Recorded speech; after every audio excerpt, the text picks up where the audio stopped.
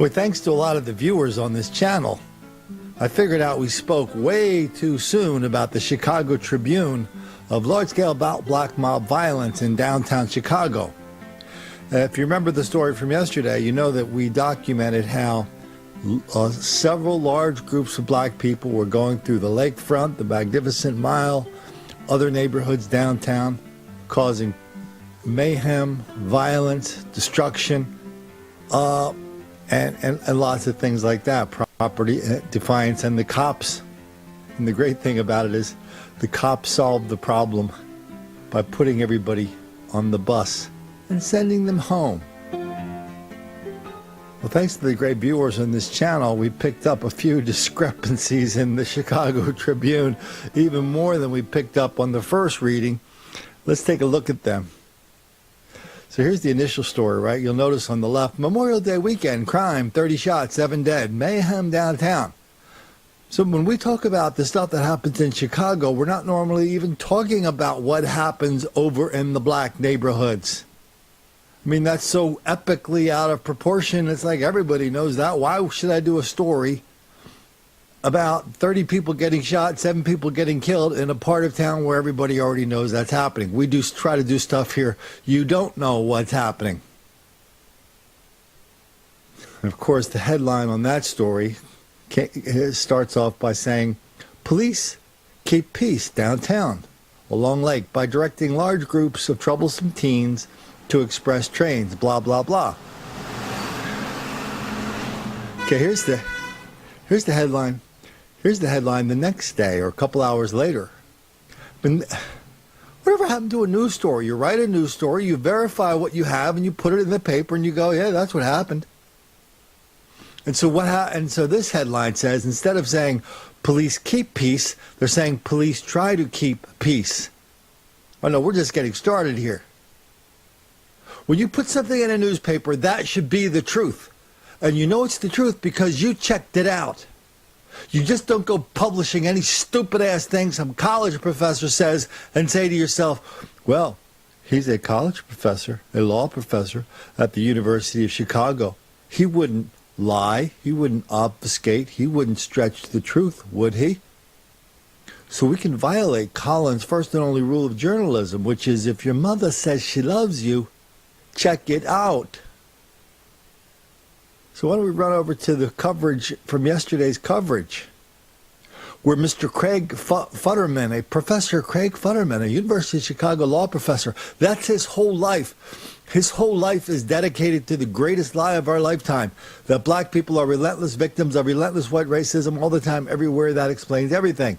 If you go to the University of Chicago website or Google him, you see all these, he does all these lectures and everything. If you close your eyes, you think you're listening to Shaun King.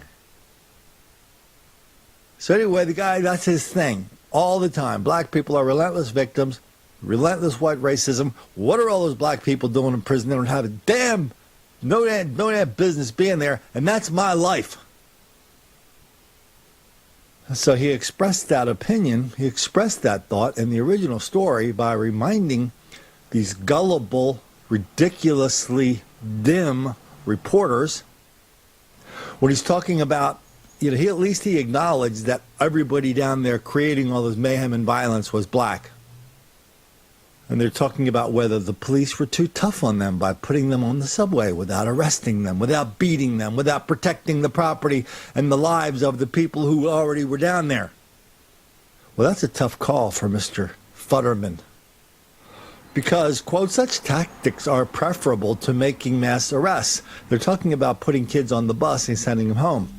But they still raise red flags, particularly because the teens involved were all black, said Craig Futterman, blah, blah, blah, who works on civil rights and police accountability issues. Quote, here's the quote of the year, it's just as common, at least in my experience, that you have white teenagers engaging in similar behavior. Do we have a similar response? I don't know what borderline criminal means. It is or it isn't. So white kids do it too.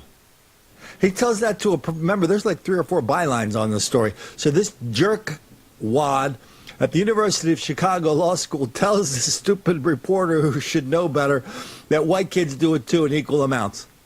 Yeah, white people are rampaging through Chicago, through downtown, through the lakefront, through carnivals. They're doing it regularly.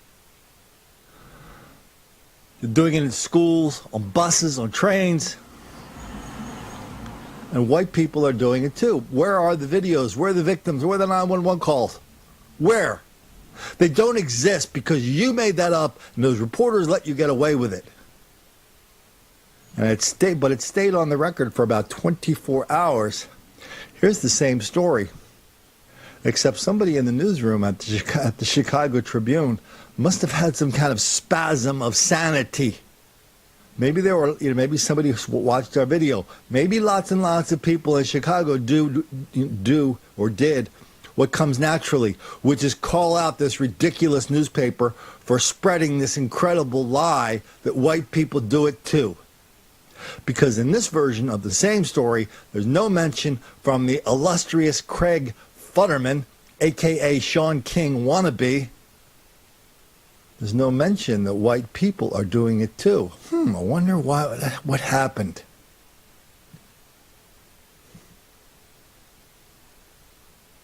They just dropped it out. And so here's a little reminder from some of the cops and the police blog in Chicago. What did happen that night? Large groups of black people rampaging through Chicago. By the way, on the next version of the story, the second or third version of the story, I'm losing track, they actually found a few aldermen who said, well, maybe it's not a good idea that we let a whole bunch of black people rampage through the Magnificent Mile, the lakefront, where all these people are holding hands, making plans, and trying to enjoy a Memorial Day weekend. Maybe that's not a good idea that we allow and encourage and condone and ignore large groups of black people coming through there and doing all sorts of bad things. One alderman said, a woman said, we could have devoted those resources to other things. Wow. That's Chicago. People are leaving Chicago for this reason. They know they can't trust the people who run the city and the police department. They can't trust them with their property, or their lives, or their safety or security. They're leaving. All because the mayor and the people who run the police department just do not want to make the black kids angry.